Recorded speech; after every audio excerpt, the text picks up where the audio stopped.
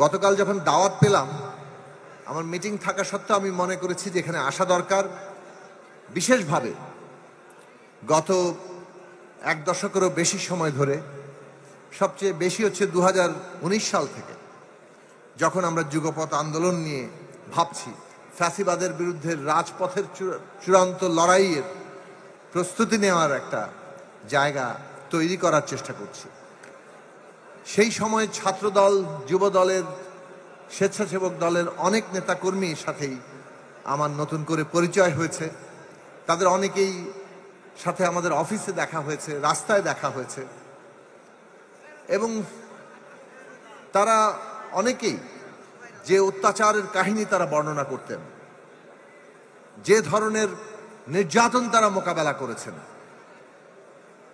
আজকে আমি দায়িত্ব মনে করেছি যে আজকে এই আন্তর্জাতিক যুব দিবসে যুব দল, ছাত্রদল এবং স্বেচ্ছাসেবক দলের সেই সব নেতাকর্মী, তাদের প্রতি আমাদের অভিনন্দন, ধন্যবাদ জ্ঞাপন করার জন্য, যারা এই ফ্যাসিবাদের প্রবল অত্যাচারের মোকাবেলা করে তারা টিকে ছিলেন এবং তারা সংগ্রাম করেছেন এবং শেষ পর্যন্ত জুলাই আগস্ট অভ্যুত্থানে তারা বীরত্বপূর্ণ ভূমিকা রেখেছেন। তাদের অসংখ্য নেতাকর্মী তারা শাহাদাত বরণ করেছেন। আজকে সেই কারণে আপনাদের ধন্যবাদ, অভিনন্দন জানাই। ওইখান সূত্র ধরেই কথা বলি। বাংলাদেশে একটা ফ্যাসিস্ট দলকে, যারা ফ্যাসিস্ট দল হিসেবে নিজেদেরকে পরিণত করেছিল শেখ হাসিনার নেতৃত্বে, এবং কেবল নিজেদেরকেই তারা ফ্যাসিস্ট দলে পরিণত করেনি, পুরো রাষ্ট্র ব্যবস্থাটাকে, মায়ের সংবিধান সমেত তারা একটা ফ্যাসিস্ট রাষ্ট্র ব্যবস্থা এবং সংবিধানে পরিণত করেছিল। আজকে আমরা সেই ফ্যাসিবাদী ব্যবস্থা বদলে একটা গণতান্ত্রিক ব্যবস্থা কায়েম করতে চাচ্ছি, এবং বাংলাদেশের এই মুহূর্তে প্রধান রাজনৈতিক দল, বৃহত্তম রাজনৈতিক দল হিসেবে বিএনপি, এবং তার সাথে আপনারা যুক্ত যুবদল, ছাত্রদল এবং স্বেচ্ছাসেবক দল। আপনাদের দায়িত্ব সে কারণে অনেক বেশি। এই যে ফ্যাসিবাদী ব্যবস্থার বদল করে একটা গণতান্ত্রিক ব্যবস্থা কায়েমের প্রশ্ন, এটা যেন কেবল কথার কথা না থাকে, এটা যেন কেবল স্লোগান না থাকে, এটাকে বাস্তবে পরিণত করার প্রশ্ন এবং কর্তব্য আপনাদের সামনে আছে। এর অর্থ হচ্ছে যে জুলুমের শিকার আপনারা হয়েছেন, আপনাদের দ্বারা যাতে আর কেউ জুলুমের শিকার না হন, ওই ওয়াদা আপনাদের করতে হবে। এটা হচ্ছে এক, যদি স্লোগান না করে কর্তব্যকে, বাস্তব কর্তব্যকে সত্যি সত্যি মনে করেন। আর দুই, একটা হুঁশিয়ারি দেই, যুগটা, সময়টা বদলে গেছে। আমাদের জনসংখ্যা, আমাদের তারুণ্য, তার চিন্তার কাঠামোগত বদল ঘটছে। ওই বাস্তবতার সাথে যদি তালও না মেলান, মনে করেন যে আগের মতোই চলবে, এটাও একটু হুঁশিয়ার থেকেন, আগের মতো আর জিনিস চলবে না। অতএব পরিবর্তিত বাস্তবতার সাথে এই যুবদল, ছাত্রদল কিংবা স্বেচ্ছাসেবক দল নিজেদেরকে যে পরিমাণে নিজেদেরকে পরিবর্তন করতে পারছে, সেই পরিমাণে আপনারা আগামী দিনের নেতৃত্ব দেওয়ার সক্ষমতা রাখবেন। আমি খুব ভালো ভালো কথা বলতে আসি নাই, কারণ বাংলাদেশ এমন একটা সন্ধিক্ষণে আছে, হয় আমরা টেক অফ করব, আর না হয় আমরা মুখ থুবড়ে পড়ব। এরকম একটা সন্ধিক্ষণে যখন আমাদের ভোটারদের অর্ধেক তরুণরা, যখন আমাদের সামনের দিনের বাংলাদেশটা কিভাবে তৈরি হবে, প্রায় সিনিয়ররা মেধা দিতে পারেন, তাদের অভিজ্ঞতা দিতে পারেন, কিন্তু গায়ে গতরে যদি বলি এই রাষ্ট্রটা কে পরিচালনা করবে, কারা গড়ে তুলবে, সেটা এই পুরো জনগোষ্ঠীর উপর নির্ভর করছে। সুতরাং এই সংগঠনগুলো কি ভূমিকা রাখছে, আগামী দিনে বাংলাদেশের গণতান্ত্রিক ব্যবস্থা সত্যিকার অর্থে আমাদের আকাঙ্ক্ষিত জায়গার কাছাকাছি আমরা পাবো কিনা, ওইটা এই তরুণদের উপর নির্ভর করছে, এবং যুবদল, ছাত্রদল, স্বেচ্ছাসেবক দলের উপর নির্ভর করছে। এই গুরুত্বের জায়গাটা আমাদের উপলব্ধি করা দরকার। আমাদের তরুণরা রাষ্ট্র থেকে বিচ্ছিন্ন হয়ে পড়েছিল। গত 15 বছরে ভোট দিতে পারেনি, তার মানে সে কথা বলারও স্বাধীনতা ছিল না। একেবারে আক্ষরিক অর্থে কথা বলার কারণে কতজন যে গুম খুন থেকে শুরু করে রাতের বেলা তুলে নিয়ে গিয়ে বছরের পর বছর জেলখানায় খেটেছেন সেটা আমরা দেখেছি।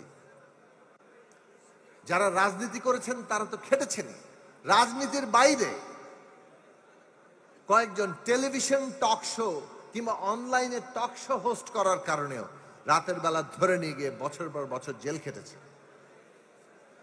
কথা বলার স্বাধীনতা ছিল না, ভোট দেওয়ার স্বাধীনতা ছিল না। মানে এই রাষ্ট্র যে সিদ্ধান্ত গ্রহণ করে সেইখানে তরুণদের কোনো অংশগ্রহণ নেই।